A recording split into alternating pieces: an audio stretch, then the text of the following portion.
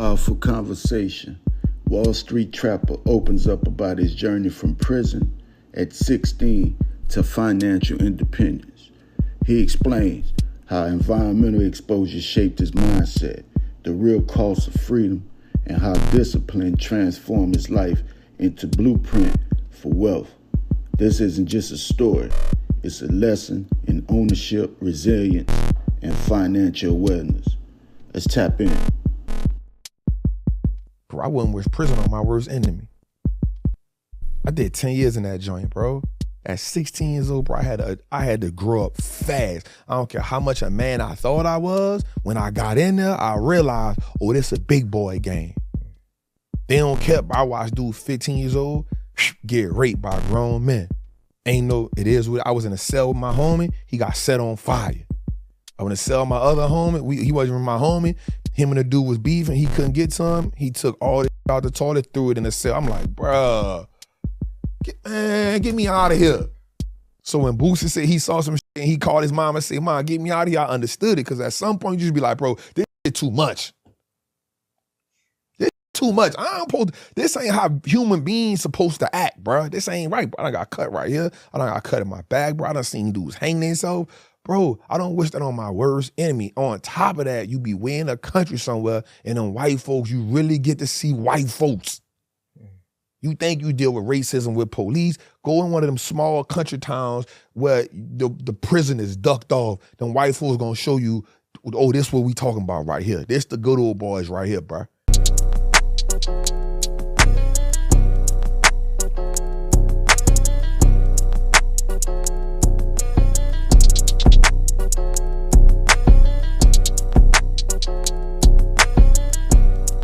Yo, what's poppin'? It's your boy, Mr. J Hill, and welcome to another episode of the J Hill Podcast. But right now, I want to give a special thank you and shout out to our sponsor, that's Top Dog Law. So look, man, if you're suffering from medical malpractice, a slip and fall, especially a car accident, make sure you call my guy Top Dog Law. That's Top Dog Law on Instagram and topdoglaw.com. Look, if you check out his Instagram, you'll see he uploading big checks. I mean, like every day. I ain't talking about the little ones. The big ones. So shout out to my guy, Top Dog Law, topdoglaw.com. Get that money. I know I'm trying to get it. You know, it's funny, talking about impact, like I had my my media kit done, on my one page done, and I made sure my man put the cultural impact. Cause like, even outside of like people doing on the internet, I feel like cultural impact is a lot of things, it's something that people look in general within yourself, even like sponsors when it come to like trying to give you money, they want to look at the impressions or the views, but they skip the cultural impact that you might have on just your industry. And I made them put that specifically for that reason, because it's something that I feel like a lot of people don't think about. You're looking at your value. Yeah. I mean, you know your value, and I think everybody, they don't dig in deep enough to understand what's their value, right? It's stuff I've turned down. I'll be honest with you. Amazon offered me 6 figures to do a book that they could keep once I write it. My value wasn't in that. Yeah. I was like, nah, I'm good. They was like, well, I'm like, why would I write it and give it to you? And they were like, well, you can write another one. I'm like, nah, that's my value. You know what I'm saying? My value is, why would I let you get something that I've put together and you can benefit off it in perpetuity, right? So you give it to me for 6 figures, but you're going to go make millions off of it because you can produce it that you want. You can do so many other things with it. Understanding my value is right? And so it depends on where you at on your journey, because you got to be able to solidify your value. And when you know your value and it's solidified, you can stand in it and not be budged. And it don't, because the value actually is not a dollar amount, it's the perceived impact. Right? So when you come in and your people who listen to you every week, you now have an obligation to give them a certain amount of value.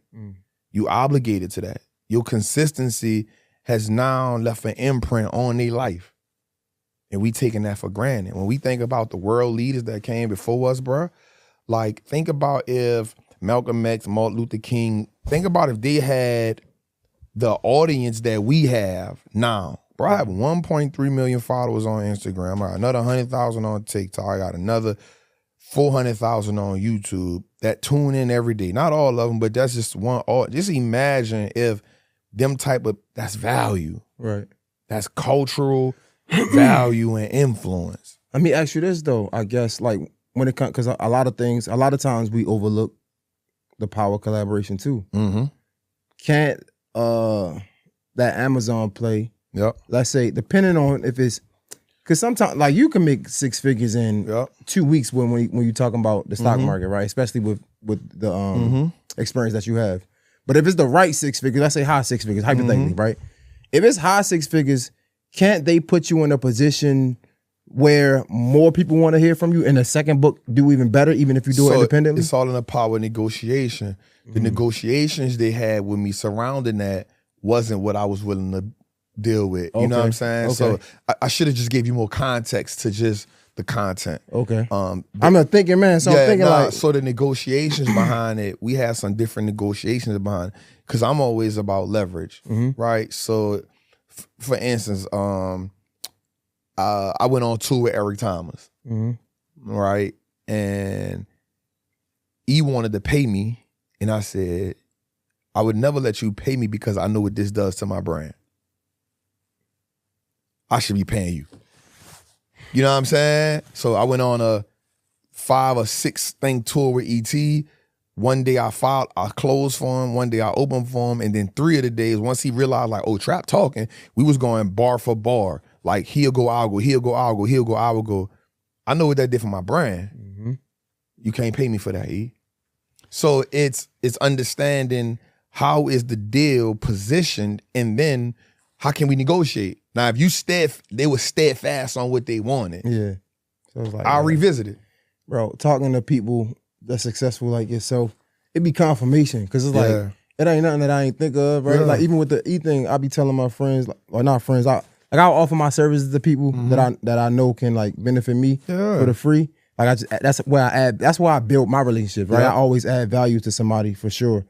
And everybody be like, man, you tripping. Like you doing it for free. Yeah.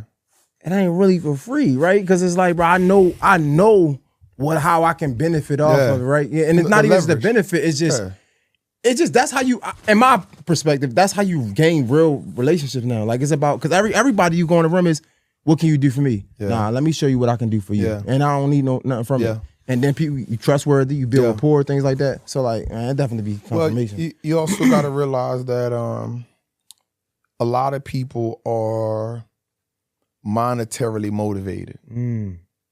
Right? So when people are monetarily motivated, you getting people, and social media has cultivated that. Where if it's not monetarily motivated, then they ain't doing it. So you like, for instance, you got females that be like, yo, I ain't messing with no dude that don't got no money. Right? I ain't mad at you for that. You know what I'm saying? I ain't tripping on that. But what happens when you meet a man that may not have the money yet, but he got the vision, the dedication, the determination, the consistency, and the commitment? It's gonna come. Right? So when you deal with relationships, and I'm just talking about, I never go in a relationship talking about like, and I'm not talking about women, just talking about when I'm meeting people about what I could do for you. I don't go into that. I go in there and I measure what we doing, and then how can I bring value? Because what I could do in the moment may not be what you need. You feel what I'm saying? So I go in like, prime example. One of my closest business people that I really be on right now is my guy Chad from 85 South. Quietly, he's a genius, bro. Yeah. You feel me? And he don't get props, but he don't want them. You feel me? But when you look at the 85 South brand, bro, he is and I'm not taking that because I like Fly's my guy, Chico Bean my guy, Carlos my guy. I rock with them. No, but you talking to, but Chad is such a genius. And so literally last night, Chad called me. He was like, Trap, what up? I'm like, what's up? He like, man, pull up on the studio. I'm like, all right, bet. Because we talk about a lot. I go to the studio. I was in the hour. Thank you, brother. I appreciate you so much. I remember the last spot that they had, right? And so before I got my spot, I remember I was trying to set my studio stuff up in like a corner of their stuff. And Chad was like, Trap, that ain't gonna fit. Go get your studio. I was like, damn, I don't really want to do that. He was like, I'm telling you. So I go to the new spot they got, and immediately when I saw it, bro, my eyes lit up like I saw the baddest woman I ever wanted in my life, so dog. fire, right? So when I saw the studio, I was like, damn. This fire. So I'm looking at it, and he's just walking me through it. He like, all right, we got this stage, we got this stage, we got this. He was like, this the admin part, boom, boom, boom. So he walked me through the whole thing, and I'm like, and immediately he started telling me, this is what I could have did better right here. I should have did this. This came later. But you know what, Trap?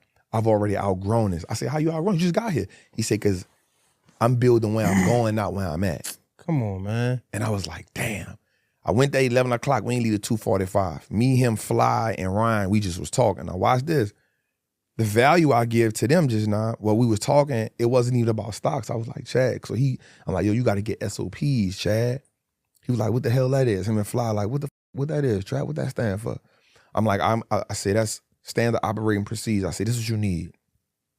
I say, the dudes on the camera, they need to know what they're doing post-production and pre-production.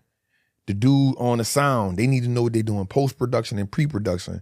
I said, the people that's doing the editing, they need to know what they're doing post-production, pre-production, and you need to have a list of all that. He was like, why? I said, because if you got to fire one of them, instead of somebody having to teach them, you could just give them this thing. Here's what you got to do. I said, let me make it even more sense to you. So Fly, I say, man, make that shit make a little more sense to me, Trap. I said, all right, check this out. You get on the airplane. Does the plane just take off? It was like, nah. I'm like, what them niggas do? Them niggas be in that hitting stuff. Click, click, click, click, click, click, click, click, click. I said, that's SOPs. It's a procedure they got to go through before that motherfucker take off. I say, but then the women that come up and tell you, hey, welcome to Delta. This is this. Put this on, put that on. That's a procedure. The plane go in the air. When the plane come down, you don't just get off that motherfucker. They got to click, click, click, click, click, click, click. Check it on the base. I say, you know why? That's a procedure that lets us know we had a great takeoff and a great landing. If you follow that, and Chad was like, I got to do that. Mm-hmm. I said, now even further, check this out. All you got to do is you can record it, get the people who doing it, get them recorded, and then get the transcribed. It's already done for you. Put this in folders. You get that to the production team. You get that to the editing team. You get that to your admin. You get it to your secretary. Everybody need to have that shit. Immense value to my who was like, what the fuck is that? Mm. You feel me? So you come in and you like, all right, even if not, bro, just hire somebody that come in that can do the systems for you. That's gonna take you off your plate. That way you ain't trying to think about everything motherfuckers supposed to be doing. Mm.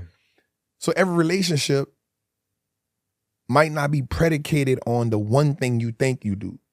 So you might be like, all right, trap talk, stock trap. Nah, I may have a business conversation that help you. So I never go in a situation saying, I'm gonna do this. I always go in a relationship saying, what part of me is needed in this relationship? Come on, man, let's get this started. I feel like we ain't even start the damn interview, man. Yo, what's poppin'? You know what time it is? Your boy, Mr. J Hill. J Hill Podcast, special edition today with a special person. I mean, this guy is like literally like a legend and not even just in his field, but just in general, right? Like we come from small cities in New Orleans, right? Mm-hmm. He comes from New Orleans. And I mean, he just cultivated a situation out of nothing, right? Like this guy, he's been shot, he done shot people in book, you get what I'm saying? Like, and still he's, what they say, out of a concrete, a rose grew, right? Rose grew to concrete. This guy is just like, and I've been trying to get this interview for a long time, True. But you know, I'm not even upset. I don't even get upset no more because what happens is it only gets better. Mm-hmm. And what I mean by that is his platform only is going to grow. My platform only going to grow. Mm-hmm. So if I get it 10 years later, then look at that. You get what I'm saying? The multitude of the interview then compared to what it would have been when I first asked. So I don't even trip about them things now. It's just come with the growth. But this guy is, man, nothing short. And especially, y'all know I suck at intros, but I really mean this.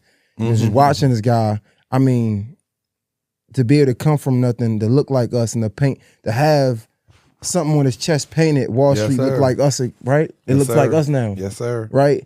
And I've never really, I really don't know too much about stocks. I mean, not much at all, to keep it 100 with you. But he's teaching it. He got into the content space. He got a show, a 3-hour show every Tuesday. We want to talk about that. I mean, He really don't need no introduction. But Wall Street Trappers in the building. What up, dog? What's good, Appreciate King? you How for you pulling feeling, up. brother? I appreciate you. I feel man, great, you, man. You do. I appreciate the consistent commitment to get me here. I think you said that right. It wasn't what I wasn't like ducking the interview. Yeah. We just moving and we building. And I think we just kept the communication like, hey, bro, I got you, bro. And I was like, I give you my word, I'm coming.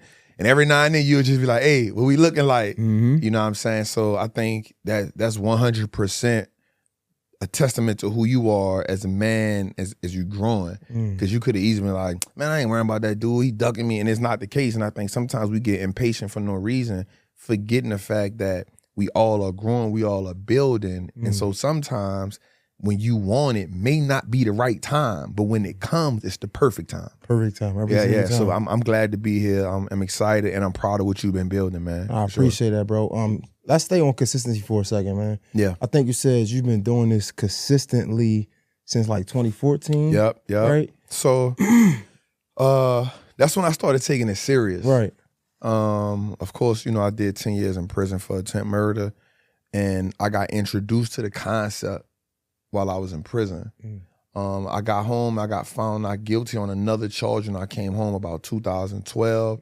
Another charge got overturned in 2014, and I was just like, some things got to change. I'm real close to being a statistic, and so the thing that came to my mind was you playing the wrong game, and that's what the guy told me when I was in prison. He's like, bro, y'all just playing the wrong game, and that stuck in my head. And then so I started taking this like really serious. I had studied a lot while I was in prison. Consistency is doing the thing continuously until you get great at it, right? People can fluff that word out a lot, but I kept doing it until you can't deny when something has been working. So we look at the playbook of America. That's the game I play. My goal is to master the wealth game in America. I'm not looking for the game to be fair. America ain't never been fair, right? They stole this land. This land ain't for them, but yet we had Columbus Day. The game, ain't nothing about America fair. But if you understand the rules of the game, you can navigate the game. So I heard somebody say one day fair is only for Ferris wheels and the what's name cookies, the deep fried cookies. That's the only thing fair is for. America ain't fair, and there were too many people beating their chest about this ain't fair and that ain't fair. But the wealth game is for the people who understand the rules of the game. And so when I looked at the wealth game, I looked at, okay, the majority of people who are wealthy in America, at least 60% of their wealth are in stocks. Why would I do anything else? Now, don't get me wrong. I don't have nothing against real estate. My triangle offense is stocks, real estate, business, right? But for me, you just understand it. Like, stocks is where I need to be at. Let me master that game. It's the easiest way to print money. It's the easiest way to print money in America. Why not play it? So I wanted to talk to you about just the consistency. I feel like when we on this road to like trying to be successful, it got to be some sense of like insanity, right? And like you said, like consistency is keep doing something until you get great. Yeah. But what they say about insanity is doing the same thing and expecting a different result. But sometimes in this road, we doing the same thing and we don't get a different result until a breakthrough, right? But we never. But it's insane about it because it's like you thinking, you're going to get a breakthrough. You know you're going to get a breakthrough, even though nobody else see your vision, but you know, right? So that's why I say it's like, part of it is insane. Well, you got to be willing to make tweaks on a journey.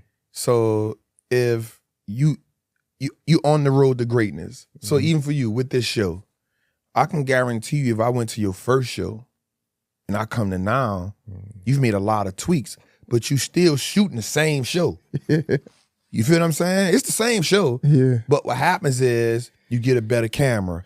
You get a couple people, you get another guy on the switchboard, you add a little light here, your flow start to change, your delivery get a little better. You learn a couple more words. Every interview, you get a little more confidence. So now you can say things a little different. You learn how to gauge the person you're talking to. He say this, you start setting them up for questions. So you're still doing the same thing though, but you're evolving and you're tweaking the process and the philosophy as you go forward. So you're not necessarily doing the same thing, but you're still in the same format. But you're consistent. Nah, that's a fact. Yo, talk to me about, because I feel like we're in a microwave era, right? 100%. And I say this a million times. We talk about Instagram, IG being Instagram. I talk about IG being like instant gratification, right? That's what the app damn near stands for, because you can see success and it's like, I want that now. But I feel like it's been a lost science in the people who's been doing it for a minute or like just grinding. I was curious. I wanted to pick your brain on that because I feel like nowadays it's like, it's all about how fast you got it. Man, I only been doing this for 6 months, man. Right. We lit. So, it's cool. Salute to you. But where the nigga that been doing it for 10 years and still grinding? Yeah. And it's like with you, like, of course we see the success, but even you in your mind is like, man, I'm still ain't where I want to be. It's because I got bigger goals. So one thing I will say is there's a lot, don't get me wrong, I will not glorify the streets.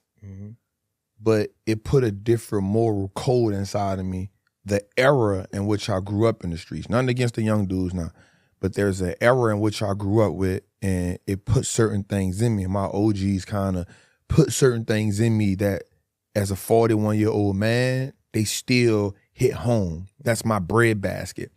So if I look at what I'm doing right now, I'm like, all right, cool. But if I look at the people I admire, right?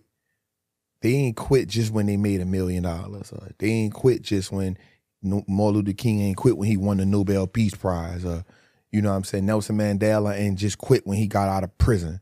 You know what I'm saying? Or Malcolm X ain't quit when he just got into the Nation of Islam. He kept learning, he kept evolving.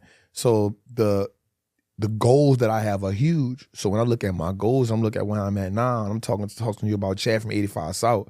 Like, that's my dog. When I look at him, he was like, bro, we building a media conglomerate. So it ain't, so I'm like, oh, shit, that's what I'm on. So if I look at what I'm doing now, I'm good, but that ain't legacy. I'm in legacy mode. Right? So how do I be here for 20 years? So when I look at Dave Ramsey, dude been here for 20-something years, bet. When I look at Tony Robbins, dude been here for 20 years, bet. Right? So when I look at the people who been here for 20 plus years, I'm like, all right, that's my window. They 60 years old still doing it. I'm 41. I'm like, all right, I got 20 years. So I look at somebody who maybe 21, 22, and they're like, yo, I've been doing this for 6 months. I'm saluting you, but I'm asking also, are you enjoying it? But where you gonna be at when you 40? Right? What happens when Instagram ain't Instagram no more? You gotta pivot. Can you pivot? Right? So I'm always putting myself in position to pivot, plan, pivot. You know what I'm saying? That's my whole game plan, bro. Yo, nah, it's crazy because like you just every time you speaking gems is give me like ideas just shooting out of my brain. You was like to the 21-year-old, right? Yep. They've been doing that thing for 6 months and it's cool. But I'm like, man, where you gonna be at when you're 40? It remind me of like when Drake first came to the game. He like, nah, we gonna see who still here 10 years from now. You feel me? But you getting so much money, right? And coming from where you come from, I feel like sometimes you can get high and you can, I don't want to say forget, but you get so far removed where you come from that, like, you don't remember, right? I say that to say, I was thinking about this Drake lyric the other day. And it's like, when you don't have no money, it's always easy to be like, man, it don't mean nothing. But Drake said it the best. He was like, Kush roll, glass full, I prefer the better things. Niggas with no money act like money isn't everything. What you think about that? I think money has its place. Again, we're in America, right? Did I get the lyrics right? Oh, all right. I'm just making sure. So first of all, I'll say this, bro. You know, like, I believe in God, man. You know what I'm saying? So I believe in God and I live in America and I'm a black man. Right. So one is I know there's a higher power. Two, I know that America, money is the golden calf. Right. And I'm a black man. So what does that mean? All right. So I believe in God. So God tell me don't put nothing before him. But I live in America where money is worship. I'm a black man. So I already grew up without money. I already grew up impoverished. I already grew up behind the 8 ball. I already see everything around me is impoverished. I know what lack of money look like. So for me, it's always saying, I'm not gonna let this money be my guide. I'm gonna always go to the source, but I will acknowledge that I do need money to exist here. You feel what I'm saying? I'm not gonna disregard that. So for me, I do a lot of stuff. So I love giving back. Like and we talked about this, like you'll never see me flaunting money, but you'll see me talking about assets I'm acquiring. It's two different concepts. If I show you a lot of money, then you getting caught up in the idea of the illusion of what money represents. But if I show you I got $1 million in stocks, now you understanding of what the power of what that money can do, right? So when we look at America has 319 million people in America, right? But then you have 732 billionaires and you have 22 million millionaires. Listen to that number. So that means in essence, you really have 1% of Americans, 2% of Americans that's really living the so-called American dream. So you still got another 2, maybe 20, maybe 19 something million people that's either living check to check or barely getting by. My numbers may be off a little bit. But those are the people who worship money. The wealthy people understand the money, so their goal now is to accumulate as much of it as they can so they can buy more assets because they understand that's where the longevity at. So you have a group of people that's glorifying money and there ain't nothing wrong with it because nobody never taught them nothing different. You only gonna act out in this world based on what you know. And so everything that our culture gets glorifies getting money. All right? But then when you look at other cultures, and I'm not even gonna say other cultures, when you look at specific groups or pockets in cultures, you see the difference. And so for me, I just want to study the people in the pockets that's doing something different. Do you think that the people who was living check to check, do you think that they're glorifying money or they just never had it, so they think that's their problem? So it ain't that they it's not. So it's kind of like America is so amazing at what it does, right? You got to understand the machine of America. So you ask yourself, why don't America teach us about money in school? All right, why would I teach you about money? Then you gonna be me. And if you me, you have a good chance of knocking me and mine off. It's like the analogy you made it was a couple years ago about the lion. The lion and the zebra. Yep. Yeah. So the lion would never tell the zebra how to get away because then I'm putting my prey in a position to starve me. And so it's not that people glorifying money. Some people, what happens is because, example, if I'm in a desert and I need water and you got the water, you are now the person that has the power, right? And if you give me that water, I'm going to praise that water. And you probably do next near anything to get the water. You feel me? And when I get it, immediately, if there's people behind me, I'm going to feel like I'm better than them. Because I got water. Y'all don't. And so there has to be somebody that disrupt that vision that said, nah, let's find a way to equally distribute this water. And so now the water is no longer the thing that we are glorifying, but we now saying that it's the restoration that the water gives us to be on a journey a little bit further. You feel what I'm saying? And so for me, it's like, I'm not mad at the young boy who glorifying money because he getting money for the first time in his life. He probably been broke. He saw his mama be broke. His mama probably got beat. His daddy probably in prison. His daddy probably got killed. That's his way of feeling empowered. But somebody got to come teach him something a little bit different. And that take time because when I was 21, bro, don't tell me nothing. I'm in here for a body, dog. I attempt murder, bro. I'm glorifying that until I learned something a little bit different. And so we all got to go through those phases in life.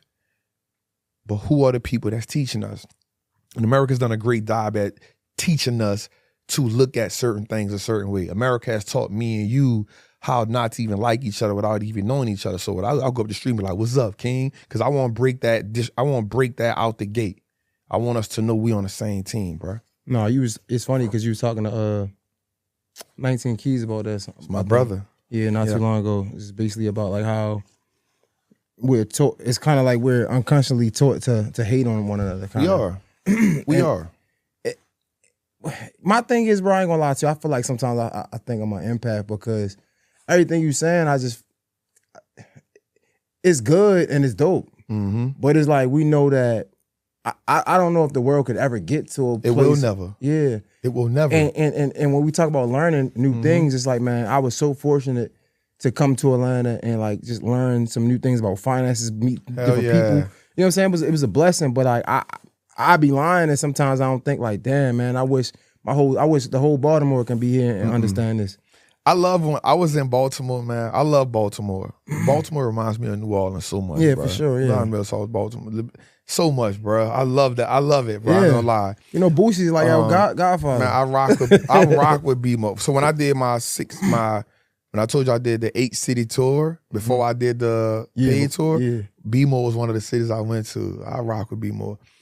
What happens is there will never be a time where we all come together. That's too much like right. That's the reason why all our great leaders got killed. Watch this. There's so much money to be made in chaos. Right? There's so much money to be made in chaos. There's not enough. The money that can be made in unification makes one group or ethnic group of people more powerful. We can't have everybody sticking together. They don't want that, right? I love Atlanta because I feel like Atlanta gave me, coming from New Orleans, just like Baltimore, you don't see success too much.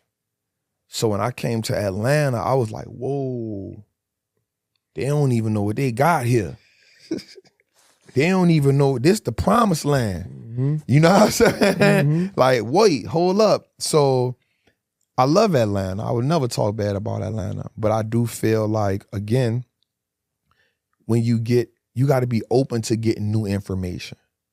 And you got to be open to the idea that the information can change my life. But how are we, and that's my thing. That's why I say sometimes I feel like an empath, because before I got to Atlanta, I'm thinking I'm doing my job to learn, right? I don't know.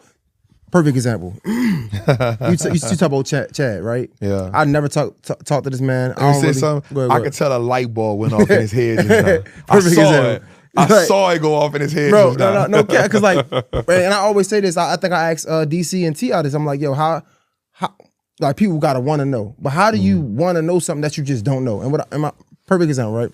I never met Chad. I heard a lot of good things about him. I know the position he plays. So when you say his name, I'm like, yeah, niggas don't know because I didn't know at once, right? But that's not even my point. My point is, I never thought about getting a podcast studio until I met David Shands and I saw his.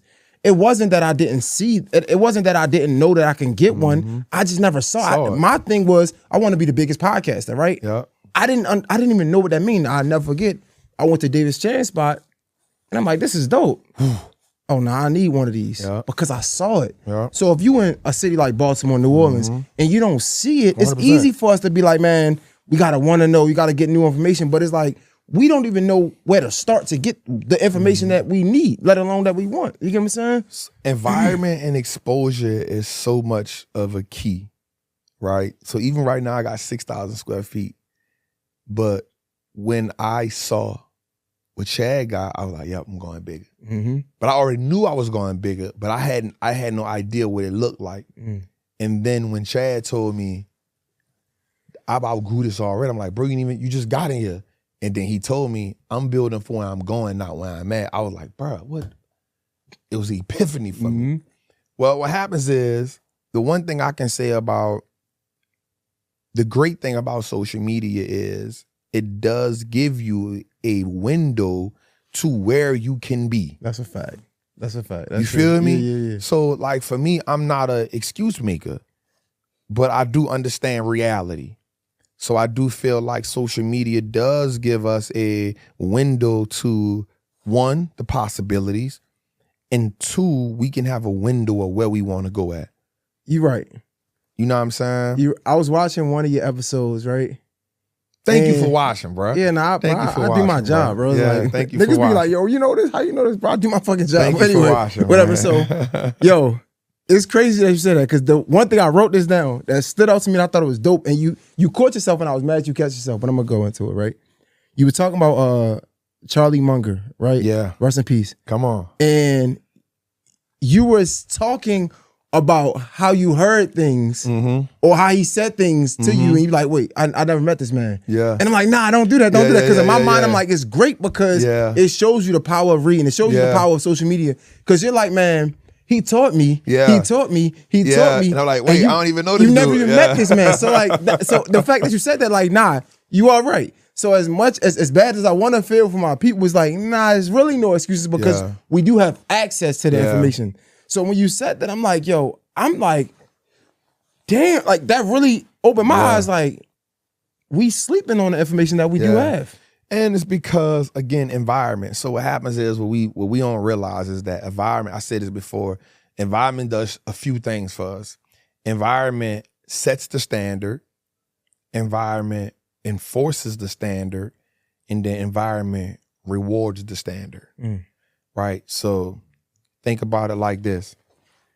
We're gonna talk about 2 different case scenarios. So let's say you grew up in Baltimore, straight up, right? The standard for that for a black man, probably coming up in the hood, probably a certain type of car. It's not even about home ownership. Certain type of car. You dress a certain way. I was about to say a certain type of sneakers. And as a man, real talk, there's a number of females that you deal with that gives you that, oh, he get them. So that's a standard. And then once you accomplish those things, the environment enforces that, like, yup, this the standard. Look at Jay. Jay did this. He fresh. He got that shit on. He got the whip. And he got some hoes. Such and such. That's just a so fact. the environment set the standard, it enforced the standard, and then it rewarded the standard because now, because you had all 3, guess what you get now? You get more women. You get more dudes that's like, you get more of that, you the man. So now the environment did that. Now let's change that. Let's come up with a wealthy environment. So let's say you got this guy, he's a business owner, he wealthy. So now the standard for them is, yo, you have to graduate high school with this type of grade. You got to go to college and do this. You have to get this type of job or start this type of business. And if you don't do that, yo, you're a failure. So now what's the standard? The environment done set that standard. Now the Johnsons and the Williamses and the such and such, their kids are doctors and lawyers and they work on Wall Street. So now the pressure is, shit, my kids, okay, there's a new standard now, right? So environment sets the standard, rewards the standard, reinforces the standard. So when you hear people say this, and I love this, when you hear people say, yo, I need to move out my city to go to another city, in actuality, what we saying to ourselves is, yo, we need new standards. I need new standards.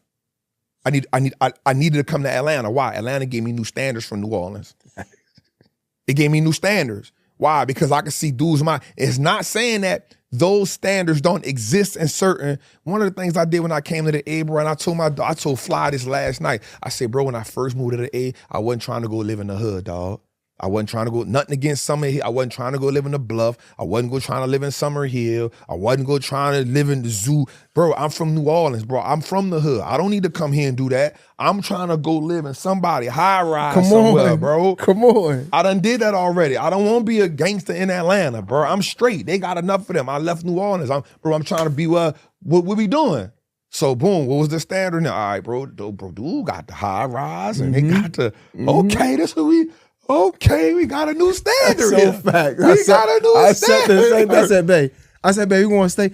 We're going to do the high rise for a year. We end up doing it for 2. But it was like, man, it's a new we standard. got to at least do it. We got a new standard. It's different. So we set a new standard. Now for people going to be like, that ain't it. But it was a difference from, I live next door. This is a trap house right here. This is a bando right here. We're not doing that. So when you leave your environment because the old standard has wore you down. And you like, yo, I just need a new standard. Because one thing we will do is, if we get a new environment, we'll live up to the standard in that environment. Automatically. Like, oh, I'm here, and now here's what happens. When you hear somebody move from one city to another city, they brag on a new city they in because there's a new set of standards for them. They done released the old standards. They came to the new city. They embraced the culture, whatever they're around, and now that's the standard. Until you get them the environment. Now here's what happens. You come to Atlanta or you go to another city, and then what happens when you meet people that's doing something different? You like, damn. Dude, he a million? He did $1 million in a day? What the fuck I'm not doing? You feel me? You feel me? So my standard kind of changed. Like, damn, wait, $1 million in a day? What? I'm doing something wrong, man. What's going on? All right. So this is what we doing right here? All right, bet. You know what I'm saying? So you start to change that. And that helps you evolve. So for me, again, my thing, and I'll just be honest with you, my goal is not to be the best podcaster, right? So I tell my team, you can't even call our show a pod. We got a show. And our goal is to be better than CNBC. So how do we create a team that mimics that machine but talks to our people? Because I know one thing. They will never, ever, ever talk to us because we not their clientele. But guess what? I can. So how do we create shows? How do we create content? How do we create media? How do we get ad representation that helps us build that machine up? And that'll put me here for 20 years. That's a new standard. Bro, I want to stay on standards. Nah, because, yo, just reflecting, right? And like my show is less about what you do and who you are. Right? Yeah, man. You're so dope, man. I appreciate it, bro. You're so dope, man. I thank you. I just want to stay on standards and not to dwell on the bad times, but let's go. When we talk about like our neighborhoods and where we come from and the standard that it has, it kind of reminds me of, and again, I've never been to prison. I was locked up for maybe 2 days. Right? But I can assume, right? I can assume that when you go to prison, if you don't do the right things, how it can set you back. And how people will come out of jail. And it's like, you hear about people talking about like grown men coming out of jail, but they still mentally kids, right? It reminds me of kind of like the standard that our community set. And it's unfortunate because like when you say the standard that it was, and that as a man, people probably don't understand, but I preach to like younger men about the importance of like being faithful to your woman, the importance of taking care of your family, because when I was coming up, I didn't understand that standard. And I look back now, how far it put me back. Yeah. Like I was talking to my wife now, how salute to that. No, I appreciate it, bro. I was talking to my wife about how like being faithful was hard. And most people might not understand, but it's hard because the standard wasn't being faithful. Yeah. And I've been set back so many years that I'm just here.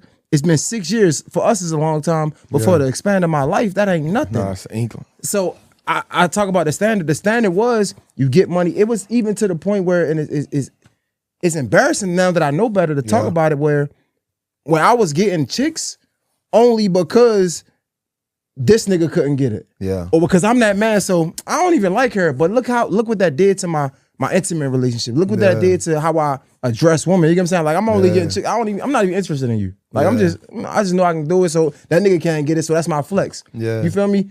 But that standard in our community set us back. Like that.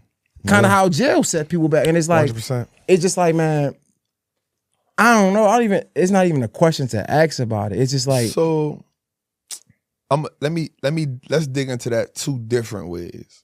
So the other day I saw this post. I love the way that everybody now is a relationship expert. It just makes me laugh, right? It just makes me, you got a bunch of broken people. You know what I'm saying? You got a bunch of broken people, emotionally broken people, projecting fears, insecurities, and traumas on everybody, right? And so I saw something the other day, and I saw I always go look to see what the women say. And I saw a woman say in the comment, a man says that he's not ready for a relationship and he's 40, throw your life away. And then I saw another woman say, when men say it's not you, it's me, right? The one that got me was when a woman said, I never grew up with a father, so I ain't know how to treat women. But you 40 years old, you should know how to treat women. So I'm just looking at the comments. And I laughed at that because all of those things are real. The reason why they're real, let me salute you for being faithful to your woman, because it is hard. Because your woman probably is beautiful, but there's a million beautiful women in here, in this world. They don't stop making them. They get younger. And you're still a man, and your eye is what you get. And so you have to have the restraint to say, yep, she beautiful, but it ain't worth my wife. Ain't not even halfway. You feel me? So salute to you for that. And that takes restraint. That takes discipline. That takes understanding the value of your woman. That's amazing. But what happens is I think that the media, social media has put us at a war against who's better than who instead of helping us understand each other as human beings. We lack the time to understand that there's no cookie cutter approach on how to, there's 1, 2, 3, 4, 5, 6, 5 men in here. All of us got 5 different emotional, mental experiences with manhood. With manhood, right? So me, bro, I've never met my father in my life. The time I did was about to meet him. My mama called me. She like, yo, your daddy is, I said, my who? My what? I'm 32 years old. I just did a 10-year bid in prison. My who? I got a 2-year-old child. Nah, we good. She was like, he about to pass away and he won't meet you. I said, nah, he got to take that to his grave. She was like, you can't be like that. I was like, nah, I can't open that up at 32. You gone, bro. I'm about to live my life. Now, I don't know if I was right or wrong, but I knew at 2 years old, I had already made a bunch of sacrifices for my little girl. A bunch of them. And so, but I also realized now that I'm going to therapy that there was a reason why at this phase of my life, at 41, why I would deal with so many amazing women, but once I felt like I was getting close to them, I would push away. So we had to dig into it. Here was the issue. When I was 13, my mom went to prison.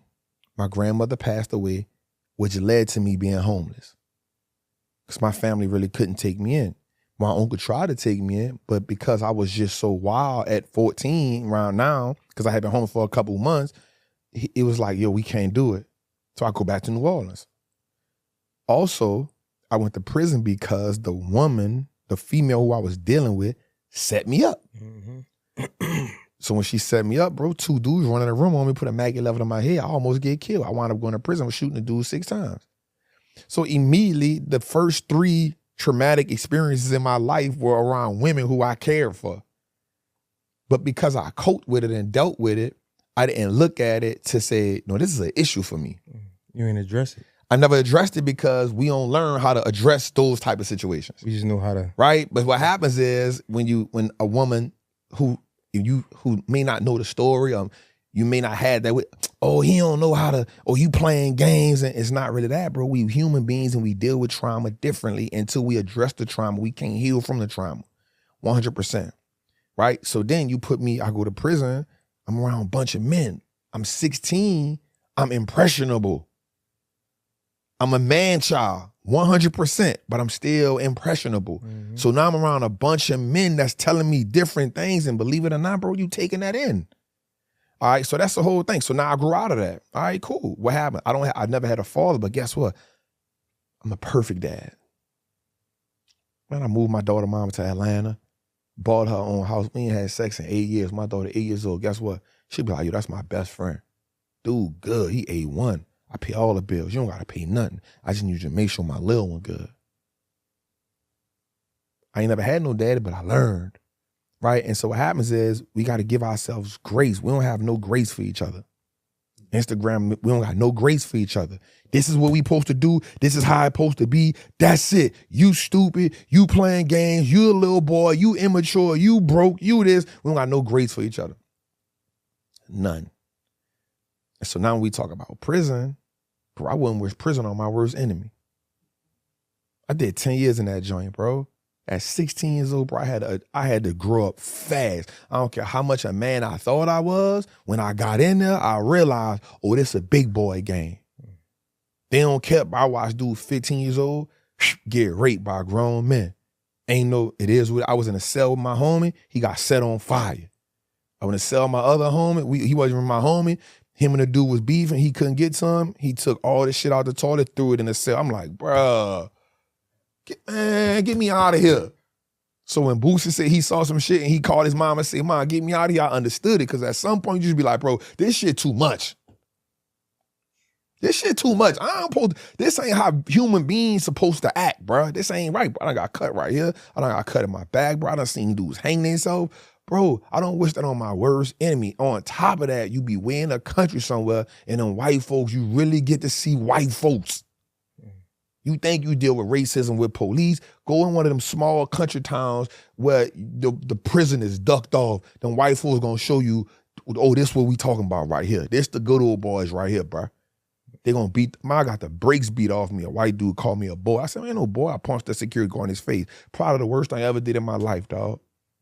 Them people beat me to death, almost beat me to death, bro. Sprayed me down 3-4 days in a row, bro. I'm talking about sprayed me until I couldn't breathe, and they had the audacity to say, oh, you body right now. I'm crying like, bro, stop. Man, stop.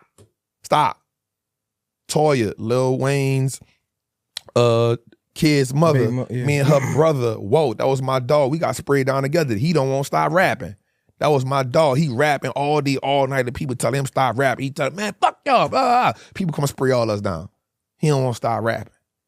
Bro, I'm talking about, I don't wish that on my worst enemy. So when I see young boys going, I'm like, bro, you about to throw your life away. And you don't got nobody to tell you you're going to throw your life away, because the same person that's telling you all that gangster shit, because when you go to prison, bro, they not even going to holler at you. Guess what? In about 5 years, they going to meet you up there.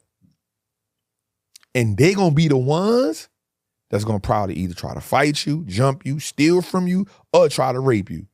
I promise you, if he got enough time.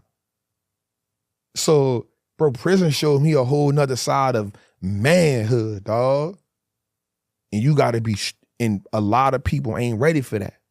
Bro, I don't wish that shit on my worst enemy. So, yep, when dudes leave prison, do they come home? Bro, it took me 7 years to understand who I was outside of prison. Real talk.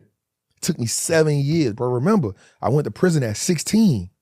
I came home 26. Bro, I probably had sex with 1 or 2 women. Real talk. Real talk. So I'm in prison like, man, I can't wait to get out of here. And I get out of here, I'm like, whoa, what the hell is this shit? What is this? It don't make sense right here. And bro, and I kid you no word to lie, I remember being in prison and about 18, 19, telling myself, oh, I could do another 10 years. It's easy work. Because you know why? You start hearing people saying they've adapted to the prison lifestyle. They've adapted to crime. What you gonna do when you get home? Oh, nigga, I'm gonna be the biggest dope boy ever. I'm going to get at old boy. My partner that got killed. Yep, I'm going to get at him. Bro, that's another, I could do another 10. I could do another 15. That's easy work, bro. As long as they don't double bill me. So that's when you already got a conviction and they hit you with another, you do your time flat. Or you know what I'm saying? Oh, I could do another 10 in me. I got another 15 in me. You hear that. And you like, wait, what? You hear it so much, you start to being like, well, I get home 26. Shit, I could do another 10. I come home 46. You start measuring your life out. Well, I could do another 10. I come home about 46. I'm ready to chill out then. You know why? Because the environment set a standard. The environment already told me my best chance of living is probably in prison anyway. I ain't gonna probably make it to see 25, 26, 27. Grandpa, that's out the window. I ain't met a nigga yet that been a grandfather. So that's out the window. So you already understand your life expectancy. And what happens is you start to now uphold that standard. It's the standard. Because guess what? I'm a gangster in the street. And I mean, don't talk about if I can move a couple things around in the pen. If I can move some things around, oh, I know how to get tattoo ink. I know how to get weed. I can get a cell phone. I got a plug because I work in a laundry. I got a plug with the people that come in at nighttime. Oh, I'm big dog. I'll never be this on the street.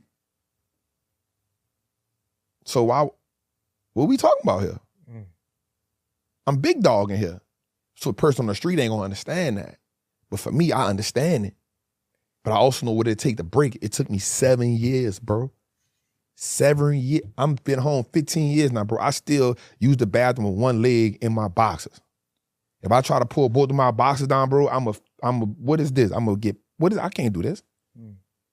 I still gotta use the bathroom like that. So, not to go in that prison range. No. That's great. Wish that shit on my worst. I'm glad you did that because you paint the picture for the next question. And I don't know how touchy this is, but ain't touchy. We here. So many people judge the men that's behind bars, right? The men and women that's behind bars. But like you said, we already, like, we're born into unfair situations, unfair territories, right? 100%. So you go to prison, you start to think like that. Everybody isn't as strong as you, right? As strong as the person that can come home like a wallow and start getting Salute to it, right? To wallow, yeah. But think about it like this, man. People judge them, they don't give them grace. Because you imagine, even if because you can understand jail because you've been there. You haven't been in a position where you couldn't provide for your child. Let's take this grace word and flip it. And when it was time to meet your pops, right? If you could have gave him the same amount of grace that you wish you would have got in that 7-year span of finding yourself. So you mean why didn't I give my pops grace? Not even why not. It's not even a why. Should I have? It's so imagine. I look at that situation as, and that's why I led with, I could have been right or wrong. I reacted as a human being. Right. And I still be asking God, did I do the right thing in that moment? Right? We learn as we go. Right? We ain't gonna always make the best decision. One thing I love about E.T. is E.T. said, you dictate the caliber of your life by being an elite decision maker. Man, I love that. That's hard.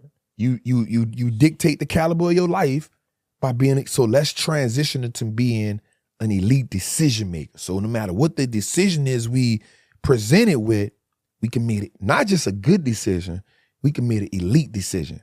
And one of the things I break that down to is, again, so I study Islam, I consider myself as a Muslim man because that's what helped me in prison, not to be protected, but that helped gave me life. That breathed life into me. But I still studied, like T.D. Jakes is somebody I study all the time. John Bereave, just so many great people. But Jesus was an elite decision maker. And I don't want to get religious on your show, but here's one of the elite decisions he made. So Jesus was put in this predicament. And none of my Bible people don't really tell me up. I'm just paraphrasing. So Jesus was put in this predicament where these are two amazing predicaments that I say, damn, that was elite decision. So the first decision was the woman who committed adultery. Right? So a lady committed adultery and the sin for that was stoning. Right? Stoning. And the people put Jesus in a predicament because Jesus said, nah, don't stone her. So the people was like, what you mean don't stone her? And somebody come to him and say, Jesus, what you mean don't stone her? It's in the law. Here's an elite decision. I could say stone her, but then I know that ain't grace and I know that ain't what God want me to do. Right? But I also know the people who asked me this question trying to put me in a position to go against the law. Jesus says, I bet that is the law. But he without sin cast the first stone. That's elite decision. Why is it an elite decision? Because then you say, if you willing to stone her, You gotta stone yourself. Then I can stone you too for what you're doing wrong. All right, nobody does it. That's a decision he made mentally. How do I be put in a perplexed situation and still make the right decision? Not just the right decision, an elite decision. Because the right decision was, it's in a book, stone her. Yeah. Another situation. This is one of my favorite ones because this was just miraculous. I don't even know how he even did this. So Nicodemus, so Jesus walks in, he see the people, I want to say in the temple selling stuff, and Jesus going crazy. Jesus pit mad that he see this, right? And so Nicodemus asks Jesus about the taxes. About the taxes.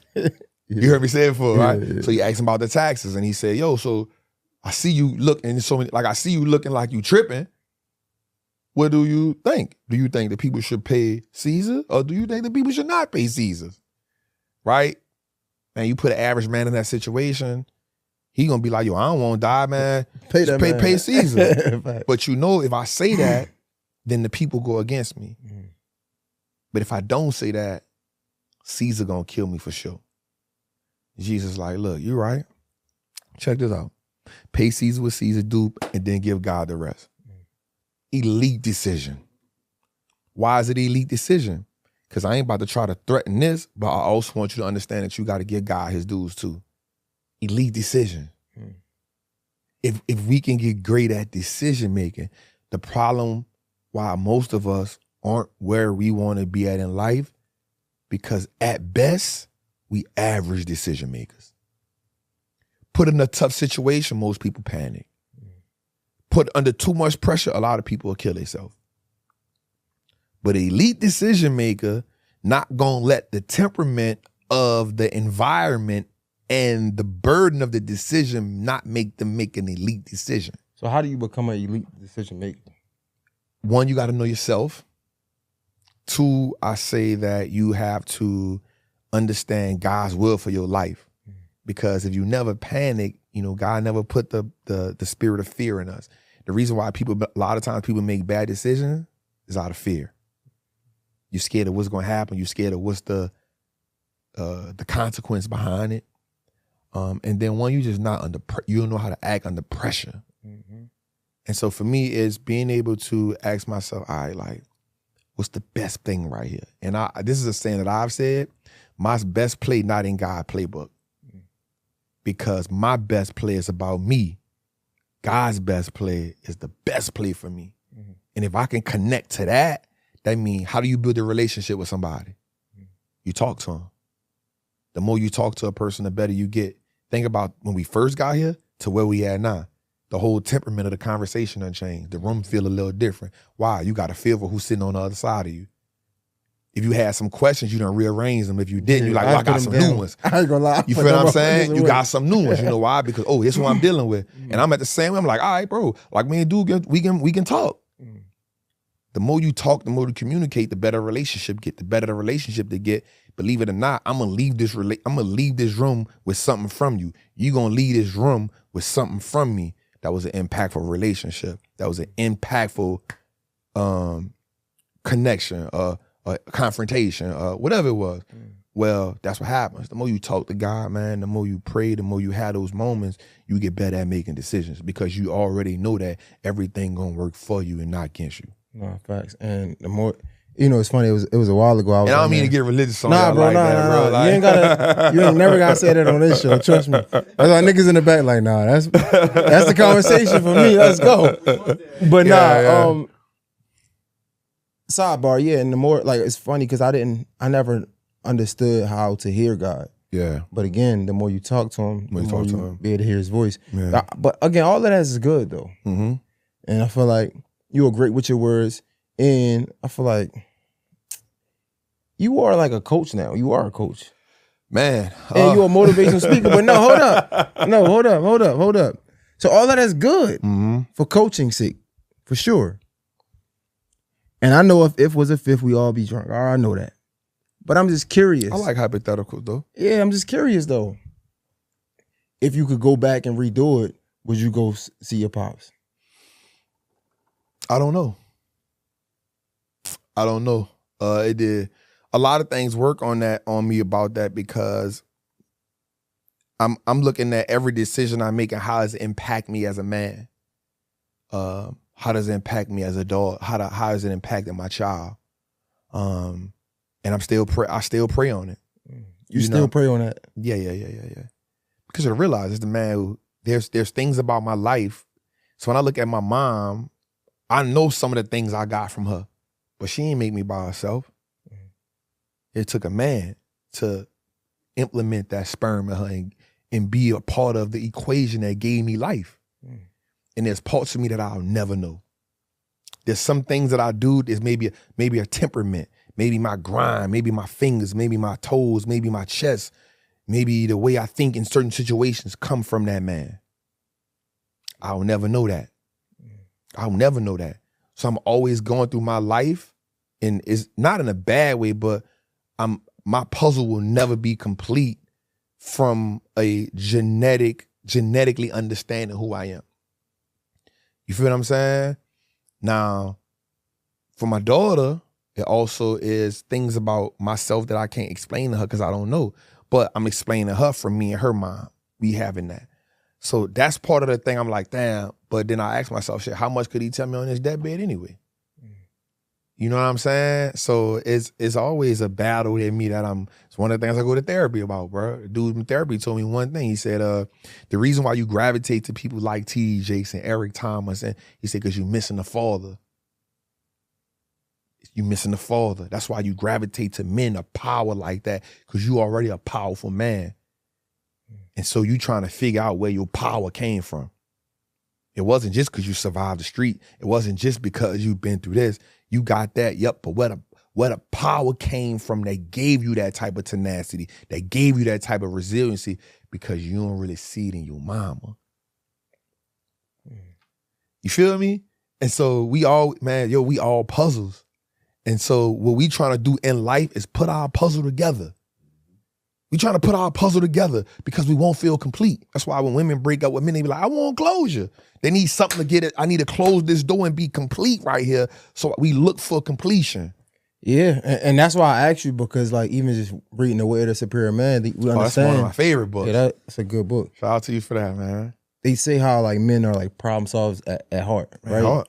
And like we trying to fix this problem within, but you never met your pops, and I'm just wondering how much does that mess with you? It does. Bro, I would be lying if I said I'm all right with it. I can say like maybe a year ago I'd have been like, yeah, because I've been in therapy, bro, and I be talking about stuff that I ain't never thought I'd talk about. Like I can say that I understand that a piece of me is missing. Yo, therapy is crazy. You feel me? I understand completely that a piece of me is missing. And there's nothing I could do about it. Bro, one of the greatest questions my therapist have ever asked me, bro, it was so straight to the point, so cut clear, and just, I would have thought it'd been an easy question. I was talking about my moms and relationship with my moms, and my therapist was like, how you feel? I'm like, man, I love my moms. Without the struggle, I wouldn't have this tenacity, like you said. I wouldn't have this drive to go get it. Without my mom's missing a few things, me coming up, I wouldn't want more for myself, right? And she's like, that's good. It's good that you give her grace, that you understand and you love her. But how does it make you feel? And as simple as that question was, I that was the first time I ever broke down and cried in front of cause like it did hurt. Like those like missing my games did hurt. Yeah, it made me stronger. Yeah, it made me want to be a better father. Yeah, it made me all of that. But I'm that because I wish I had that for 100%. Me. And I understand it. But it hurt. If I had to go back to that feeling, that hurt. Like that hurt, bro. It's because we so good at surface level responding. We great at that. You love your mom? Hell yeah, I love my mom. Why? She gave birth to me. Nah, tell me some things she did. You be like, wait, hold up. I gotta think.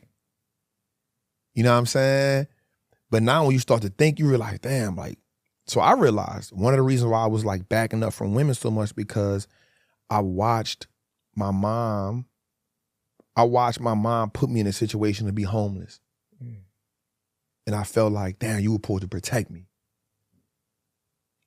My grandmother passed away, yo, I'm homeless now. You supposed to protect me. All right, so now I gotta figure out the streets on my own. I gotta learn this shit based off what I saw you do. And then when my mama came home, she still ain't give me what I wanted. And then when I went to trial, she wasn't there. And I was like, yo, I watch you show up for other people, but not for me. Yo, this is a problem. But yeah, I'm still like, yo, if you ask me right now, bro, I love my mama. I'm gonna take care of her. But there's a part of me that's like, man, why you couldn't be there? So again, when you go to therapy, and I'm not even gonna say therapy. Watch this, bro. Men have a hard time feeling safe in America. Black men, I've never been a white man. I've never been an Asian man. I've never been a Spanish man. I don't know what they feel like. Black men have a hard time feeling safe in America. Because look where most of us come from. So you trying to communicate your feelings, you ain't never really sat in no space and say, yo, I feel safe right here.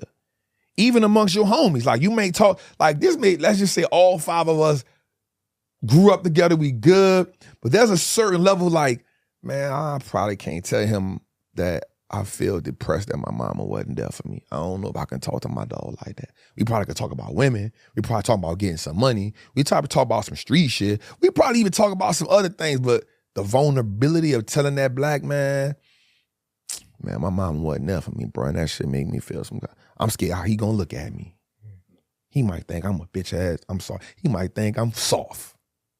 And in the back of your mind, you're like, fuck that nigga. So now you like, if he think of me like that, that might take away from, cause he might look at me as big dog. Yeah. Nah, I ain't gonna do that. I'm good. So you ain't never really self-safe. So now you literally walking through life with a release that you want to get rid of, but you ain't never found a safe space. Think about this. And I want to use this example. So cows have the largest amount of toxic gases in them, CO2 gases, right? A cow could be living and be doing really well, but he'll just crank over to the side. And the farmers gotta watch him. They'll get so full of that gas, the farmer could really go to him with a knife and jig him, let the gas out of him, he get up and keep going. But that's how men are emotionally. We full of toxic ass feelings. We full of toxic ass emotions, toxic ass thoughts, but we don't never get a chance to poke the hole in us and let us out. So now that shit show up on us in different ways. You know what I'm saying? We show up drinking, you show up smoking, you show up messing over women, you show up not being able to show no emotion, you communicative, you don't got no communication skills, you don't got no empathy for nothing. Cause you just blowed it up and everybody like, why you like that? You can't even explain that shit cause you ain't safe enough to say, yo, I just want to talk about my feelings and the shit that's really hurting me and I don't got nowhere to talk to. You ain't got nowhere to do that. So when you go to a therapist, you like, yo, I just want to feel safe right here, bro. I don't mind paying you just for the safe space.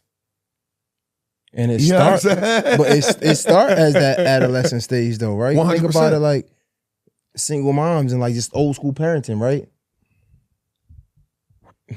Trauma on trauma. Stop crying before I get something to cry for. Right? 100%. Like those sayings and like, don't talk back to me or like, don't ask me why. Mm-hmm. Don't do what I say, do what I do. You feel me? Like it's just crazy, man, thinking about it. But that's why I asked you these questions because I too was a similar situation where my mom's, we moved out. Like the only place, and this is sad, the only place that I knew was home was the projects, right? We moved out of there because my mom's wanted to have a better relationship with my grandmother because they never had a good relationship. My grandmother passed. I'm a teenager. I'm doing teenager shit. I guess I wasn't washing dishes. My uncle put me out. But my mom didn't leave with me. And I remember asking my mom's like, why? Like I would never let my like if my son, my daughter now, if my daughter was to get put out, she's never going. Like you know what I'm saying? But my mom's explained, I understand. She said it was easier for me to make sure you were good and have to make sure we were good. So I understood it. You know what I'm saying? But it still hurt. It hurt. And watch this. It's a better conversation as a kid than as an adult. That's crazy. That's a fact. You feel me? Give me some understanding. Don't let me hold that in for so many years. Come on, man. You know what I'm saying? And now I'm 20 years in looking for closure. That's a fact. You feel me? I'm 20 years in looking for closure now. Like, why? And so, like, one of the things I do with my daughter, man, it's so dope is I let her talk. Tell Dad how you feel. You good, you bad. I pour into her.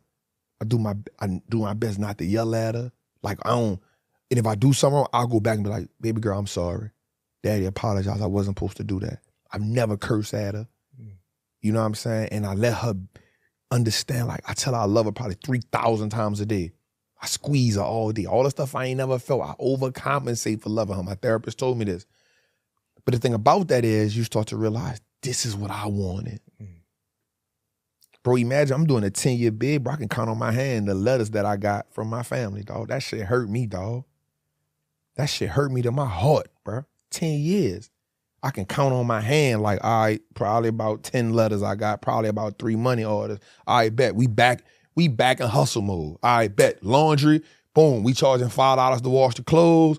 Boom, boom, boom. I got about 60 clients. I'm bringing probably like $150 a month. Let's run it. Or you want your clothes ironed? We got the press machine that's gonna cost you $2 for the pants, $1.50 for the shirt. You want some socks too? I got you. What you need? Your drawers yellow, you need some new pack of drawers? Boom, I got you. I work in the inventory. You want the 3-pack or the 5-pack? Whatever you need, I got it. Don't even trip. I'm back in hustle mode. I ain't counting on no money. Okay, bet. Or they got 5 units. Guess what? I need so many people in each unit to bring me so much money. We ain't tripping. But the problem with that is you get used to being in hustle mode. And because you're in hustle mode, we all know that that means you in hustle mode because you don't feel safe. Because somebody in safe mode, you ain't in hustle mode. You good. I don't care what's going on around here. I'm safe. We eating. You feel me? So you start adapting to your survival natures. And that's a whole nother, now we talking about chemical imbalance. That's survival is a whole nother chemical release than being calm. And so now what happens is your body starts to do that. Now you start to always be in fight or flight mode because you're always in fight or flight mode. Now you can't be an elite decision maker. You can't focus. You can't even think straight. You can't be an elite decision maker. You can't do that. So again, we got to find a way.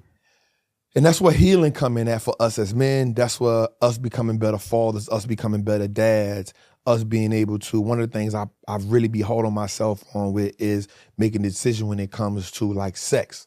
You know what I'm saying? Like, nah, bro, we not about to be out here just, bro, I'm in a situation in my life, bro, where I'm successful, I'm everywhere, I'm in Atlanta, bro. Bro, I could be a freaking porn star if I wanted to. You feel me? But I make the decision to say, bro, we not doing that. I got a daughter.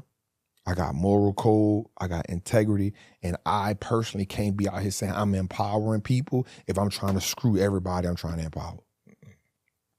Gotta move a little bit different. You know what I'm saying? So now you have to now start saying, I gotta safeguard myself. What is the rules and declarations? What is the oaths and the codes that we have on our own self as men? What's that oath and that code, that morale that I live by? Every time the motherfucker get hard, I ain't got to go jump on something, bro. Sit your stupid ass down, man. Go work out or something. Go jump in the shower, my dog. Nah, facts. That's the power of like, the power of discipline.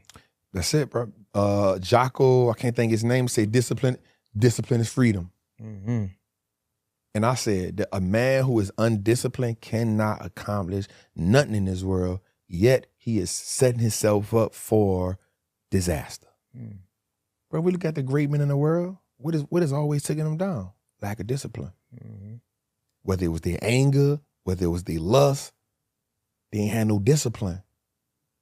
So if you ain't got no discipline, if you can't control your anger, that's one thing I had to learn how to master, because survival mode keeps you angry. That shit keeps you angry because you mad that you in survival mode all the goddamn time. And now you start looking at people not in survival mode like, why you ain't in this mode? Why you ain't getting it like this? Why you ain't feeling like this? Why you ain't at it like this? Why you ain't hustling like me? Cuz you surviving, nigga, I'm living. It's 2 different mindsets we got going on here. You survive, I'm living. What you doing? And so as you start to understand what are the things that put you in that mode, and now Go back to it, bro. That's why I pray so much. That's why I fast so much. That's why I read the Quran and the Bible so much. It's because I always want to be the man that say, yo, I got control. I got control of myself. I got control of my thoughts. I got control of my disciplines, bro. I'm not letting nobody trick me out of my position. Bro, I'll bump into somebody and be like, hey, my bad, dog. I apologize, bro. You good? I'm good, bro. I don't drink. You know why? Because it takes me out of...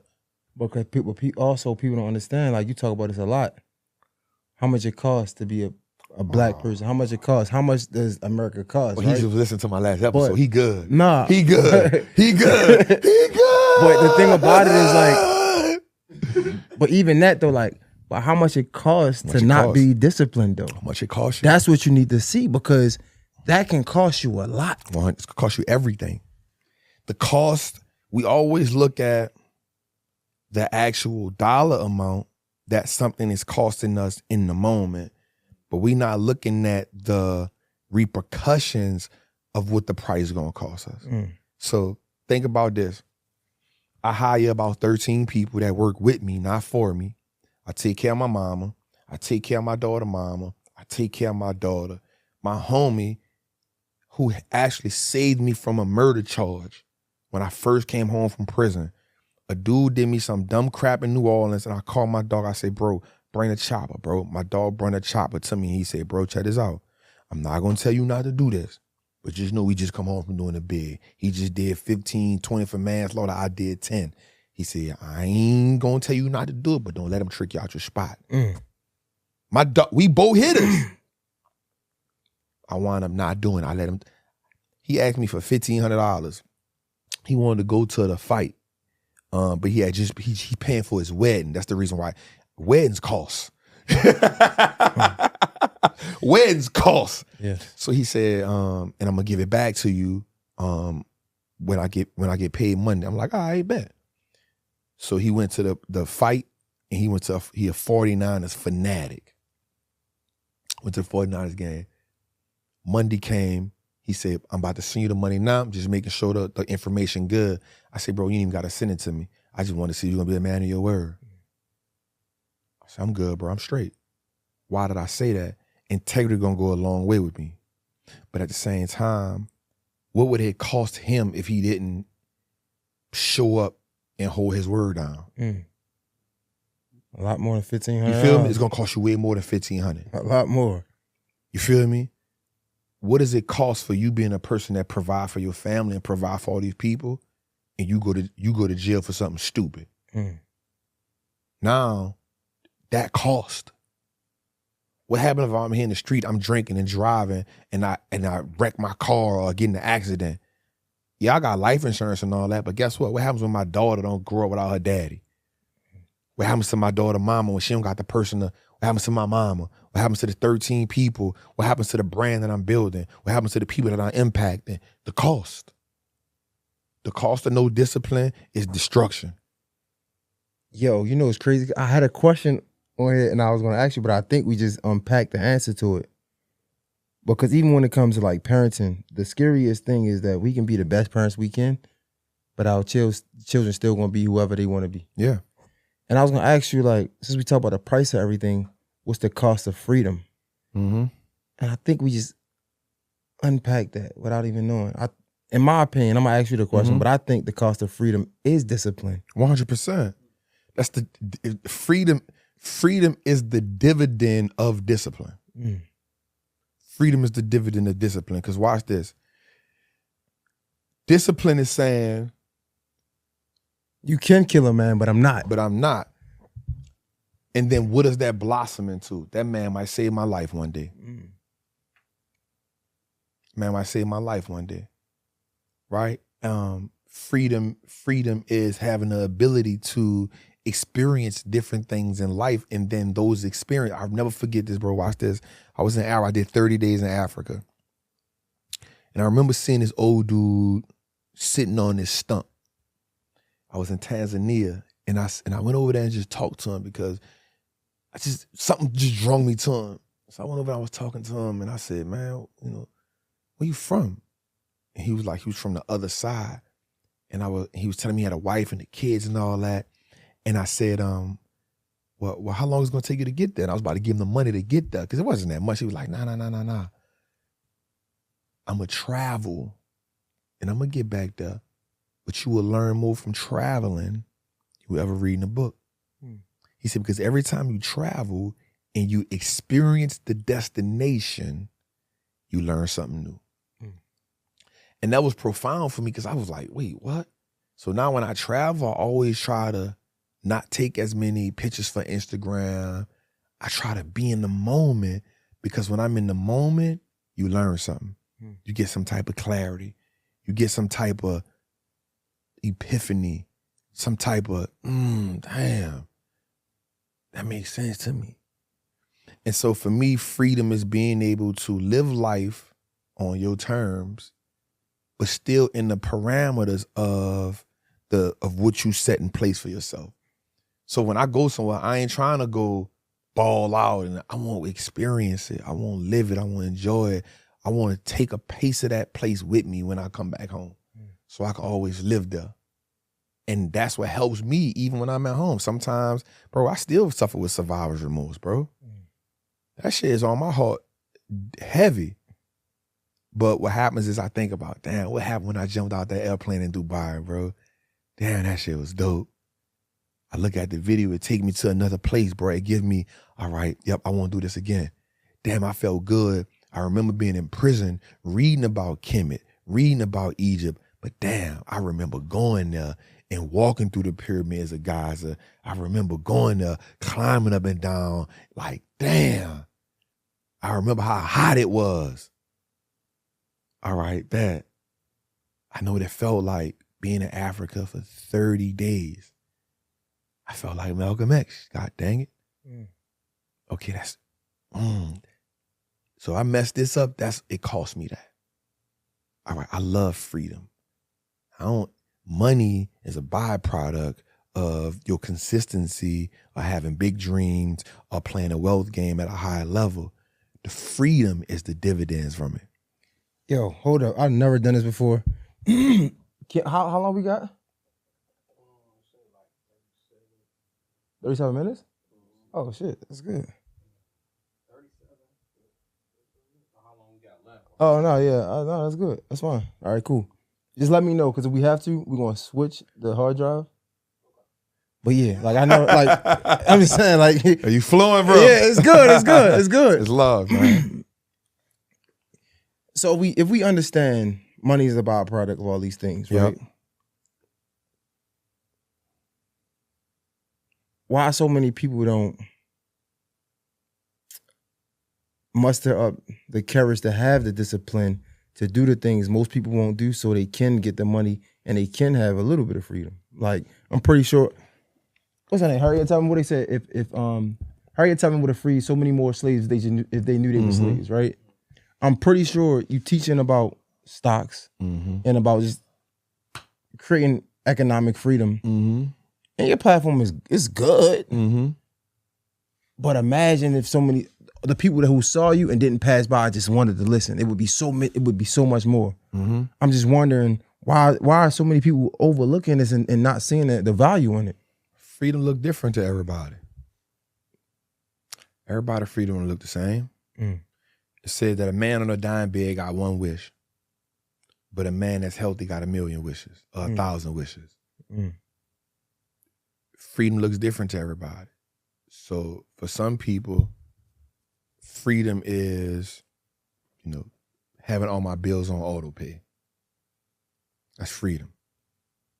Somebody else's freedom is being able to travel the world, not worrying about bills. For some people, freedom is, I just want to retire right. Freedom look different to everybody. And we got to give people what their version of freedom is and honor that. So for me, on my platform, you'll never see me talk about millions of dollars. You'll always see me talk about freedom. What's your freedom price?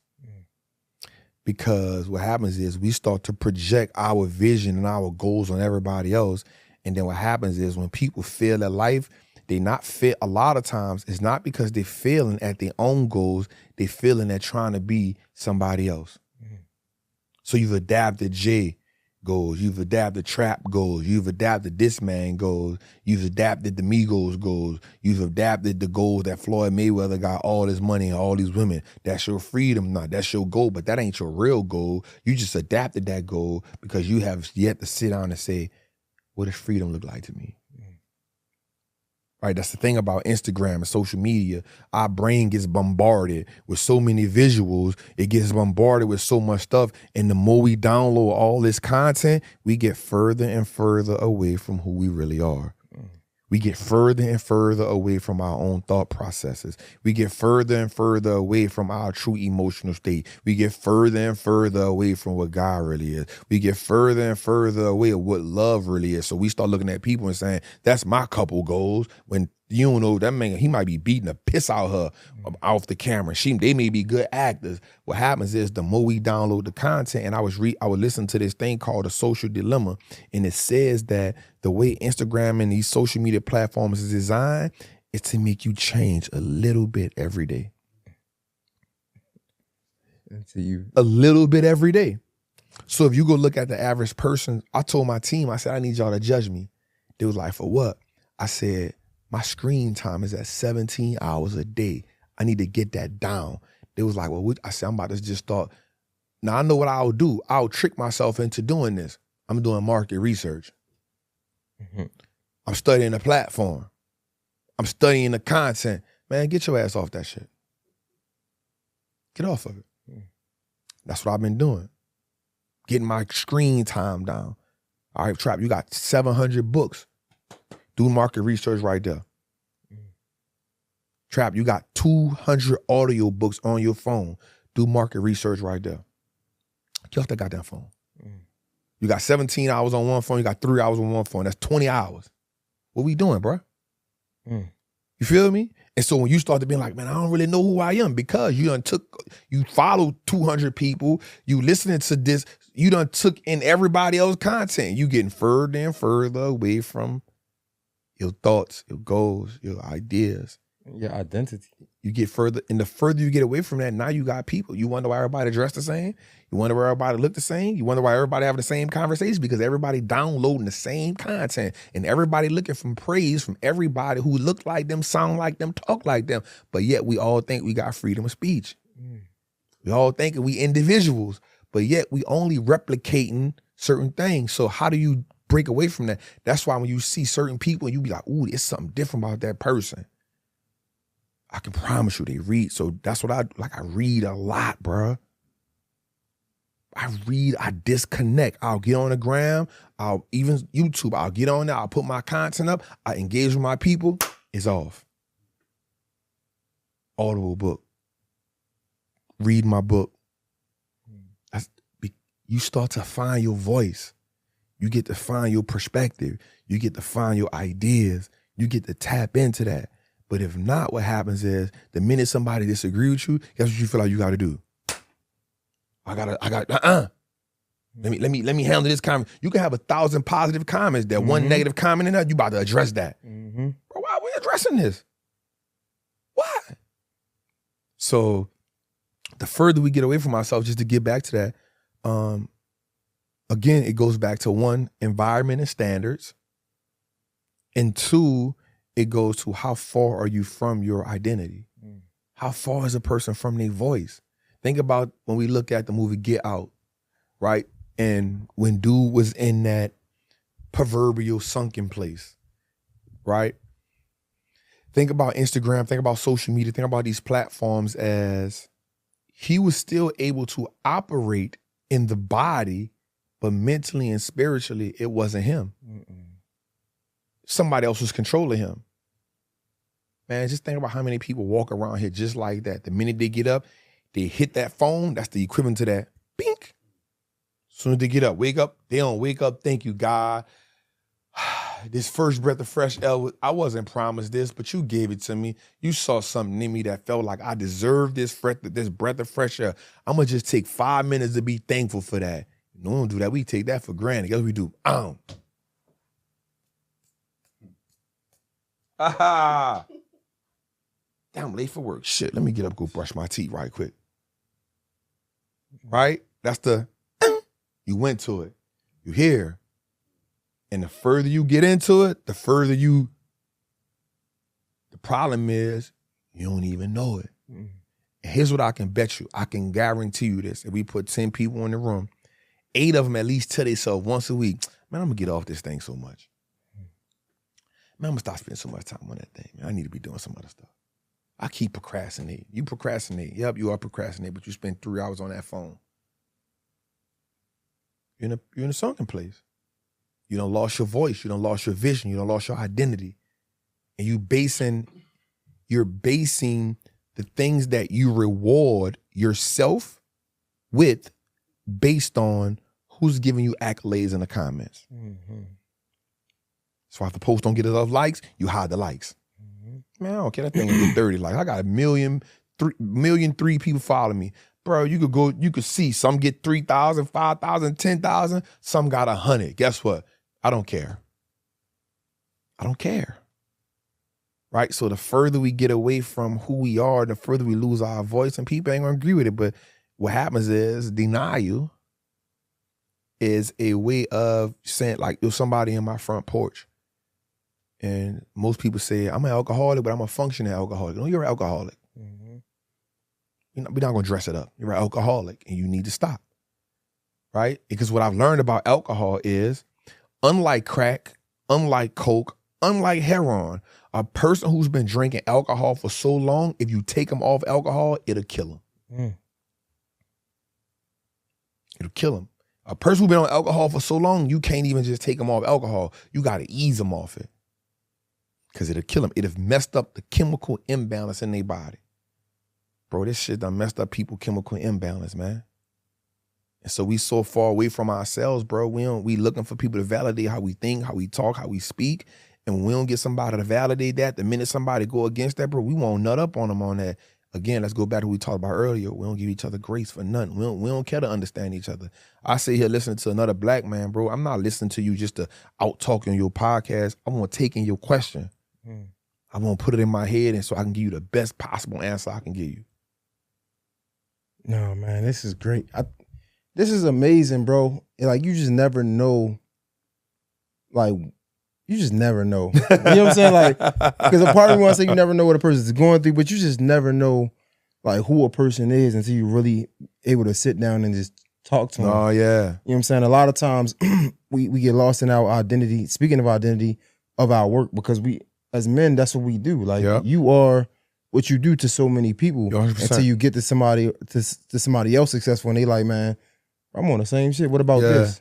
You get what I'm saying? It's like, that's why I love these conversations, because I could talk to you about stocks and all that, because I don't know too much and I can learn a lot. And I know my people can learn a lot, but it just something was about just like who you are. You know what I'm saying? Man, these conversations are amazing, man. I love everybody in this space. I think every last one of you all, include like, we are this conversation is needed for somebody. I feel like we having a dope conversation in here. No, facts. You know what I'm saying? And what happens is most people aren't great at being conversationalists. I feel like you asking great questions that allow me to just go deep. And then what I will say you're great at, and I can tell you've been looking at David Shands and a lot of other people, you'll ask a question and then you let the person go into it and you find out, okay, this is the time. Either I can pivot to this question, ask another question. Most people don't understand how to have a conversation. So you're doing a great job at that, bro. And I always tell Shands, I be like, bro, you like Oprah, my dog. You know, so I always tell him that. But we're in a time that's so amazing is because we talked about this earlier. Like, imagine if like the leaders before us had these type of platforms, right? What I love about is because every interview or every show I go on, there's always another level of me that's peeled back. Because between every show, I've probably done read another book that helped me identify a little bit more of who I am. It helped me go a little bit deeper on the concept. I have great conversations with great people all the time. Nobody can really call me on some BS because I don't want to talk about that, right? So I'm always growing, and I love these platforms, and I love what we're doing right now because Chad told me something that was real dope, and and I'm gonna get this to you. Don't call yourself an influencer. You are a media company that produces content. Don't never let nobody pay you like an influencer. Make sure they pay you like a media outlet. Because that's what you're doing right here, bro. You're shooting media. Treat it like that. Never let them treat you like you're an influencer. Don't never let them treat you like you are just a content creator. You're a media outlet and you produce top tier media. And when you look at yourself like that, you walk into the room like that. And you go in every room knowing the value that you bring to that room. Nobody else don't bring this value. I bring it and you're going to pay me for it. And you giving your audience that type of value. That's why they tune in every week to you. Yeah, it's crazy because I think y'all talk about this too. You on 19 Keys. Just the importance of confidence, but how the world try to take it away. Oh. It's like you can't be confident in today's age for some reason. Listen to me, bro. A confident black man with education, knowledge, some money. That's a scary motherfucker right there. Bro, you dangerous. You dangerous. You dangerous, especially if you don't want to be a part of their clout game. You dangerous, especially if you don't want to be a part of the clout game, dog. Man, you can't never, bro, I come from nothing. I don't want to be a part of nobody. I'm building this, bro. And you got to be around people. And I would give this dude his props for this. His name Hood Estates. And early on in my journey, he was such an amazing figure for me. I did, not gonna say no names, but I did a webinar and a training with somebody beginning of the pandemic. And I went it with integrity. And we did it. We knocked it out of the park. We killed it. And the person came back to me and was like, yo, let's do it again. And I was like, nah, I'm good. Not long after that, their name went trash. And it went trash for a long time.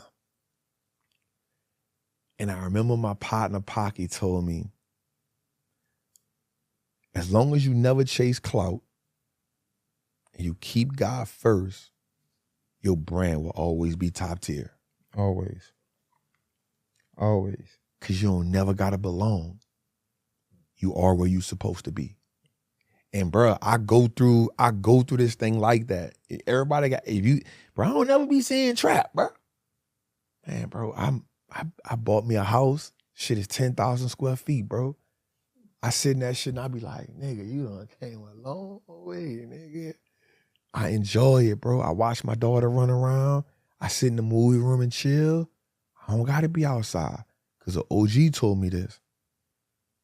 After 12:30 at night, you looking for trouble. And it's gonna find you. Bro, I'm not going. I be on that type of time. It's funny that you say that because that's the same thing I be telling my team that, like, that's where one of my areas I lack because I don't really be in like the in crowd or like, nah, bro. You know what I'm saying? Like, I ain't gonna lie. Part of me be wanting to because it's like, bro, I want a lot of these places people are invited because they are somebody. Yeah, but it's like at the end of the day, bro. And listen, network responsibly. That's my thing to you. Network responsibly. I don't gotta go everywhere. If I go everywhere, I water my brand down. But if I'm selective, and the people who I rock with, so the people who I rock with, we in a group text together, they be like, man, Trav ain't about to come. I be like, I'm glad you know. Facts. No cap. But if they hit me, be like, Trap, I need you to be here, because they understand my personality. Right. I don't like being around all the time.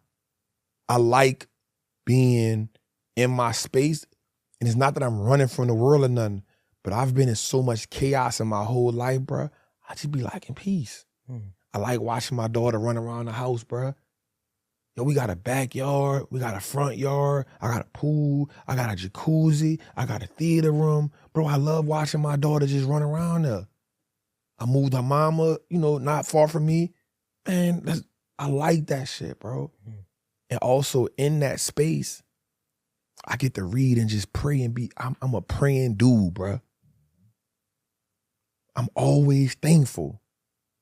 Bro, in 2018, I slept on the air mattress. Bro, I'm always thankful. And that's the one thing I think you forgot to add before this when you was like, I forgot exactly what you said, but I was gonna add to your point. Gratitude. Like that right there will take you a long way. Like when you were saying like, you just you don't chase the clout and you put God first. Yep. But also I would add gratitude. Because a lot of times I be telling my team, man, I like knock on wood, but I'm gonna put the work in. What I was gonna say is, it's crazy because, bro, where I came from, I might not get the biggest interview, but if it stopped today, come on, man. Yep. I'm a legend no matter if you accept it or not. You gotta rock with it. This shit, bro, I came from nothing, like real live nothing. So how can we not? So how like, bro, if it stopped today, I made history, bro. If it stopped today, I'm grateful for just what I had. Thank you. You get what I'm trying to say? You be hitting. And I feel like that is what a lot of people overlook because and I understand, right? I understand. I'm grateful, but at the same time, I don't because it's like, yo, we're chasing, we're climbing this ladder to success, and yeah, we want the biggest of the biggest, but you can't ignore where you at, bro. You can't. Because 5 years ago, 3 years ago, this is a fact. it was not even close to this. I was begging to have an answer from the niggas that I'm interviewing. This is a fact. So who are you to not look at it, to look at it and be like, yo, thank God. Come on, bro. Like it's like we steady chasing, we overlook where we are. Like, nah, fuck that. I'm not overlooking none of this. None of it. You gotta appreciate the appreciation from where you are helps you fuel where you going.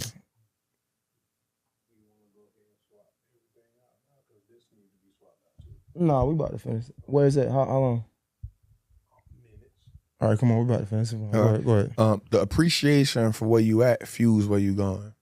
So I go in every room I go in, appreciative, but also knowing who I am. So I'm grateful for being here, but you ain't gonna downplay me while I'm here. You feel me? I'm grateful for here, but I know who I am in this room. No cap. You feel me? And so I always look at that. When I go through our ships, when I go through stuff, I be like, yo, you was on the air matches in 2018. This shit is beautiful. And the problem I'm going through ain't shit. What are we talking about, nigga? I was homeless. Fuck are we talking about? This shit ain't nothing. A nigga won't answer the phone, fuck it. Yeah, what are we talking about? And I appreciate that. I look at my phone right now and I'm like, yo, I got Eric Thomas on. What are we doing?